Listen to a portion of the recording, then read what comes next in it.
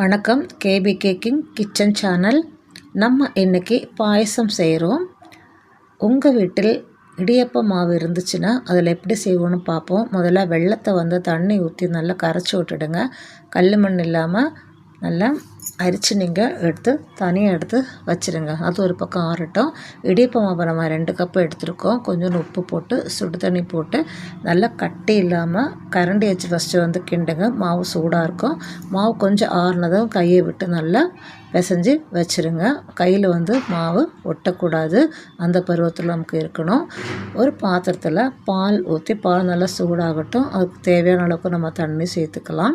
உங்களுக்கு ஜவ்வரிசி வேணும்னா அது ஊற வச்சு நீங்கள் போட்டுக்கலாம். மாவு ஜவ்வரிசினா சீக்கிரம் வெந்துடும். ஸோ மாவு ஜவ்வரிசி நான் இங்கே எடுத்துருக்கேன், அதை போட்டுக்கோங்க.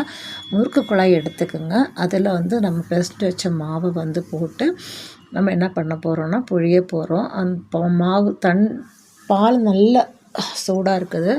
ஸோ அதில் என்ன பண்ணுறோன்னா மாவை புழிஞ்சு போடுறோம். நல்லா கொஞ்சம் வெந்துருட்டும். சீக்கிரமாக வெந்துடும். தள்ளி தள்ளி போடுங்க. ஒன்றா போட்டிங்கன்னா எல்லாமே சேர்ந்து வேகும்போது ஒட்டிக்கும். ஆனால் தனித்தனியாக நீங்கள் போடுங்க. கொஞ்சம் ஏலக்காய் பொடியை போட்டுக்கோங்க. கொஞ்சம் வெந்து வந்ததும் நம்ம அரித்து வச்ச வெல்லத்தையும் போட்டு மிக்ஸ் பண்ணுங்கள். ஸோ ரொம்ப டேஸ்டியாக இருக்கும்.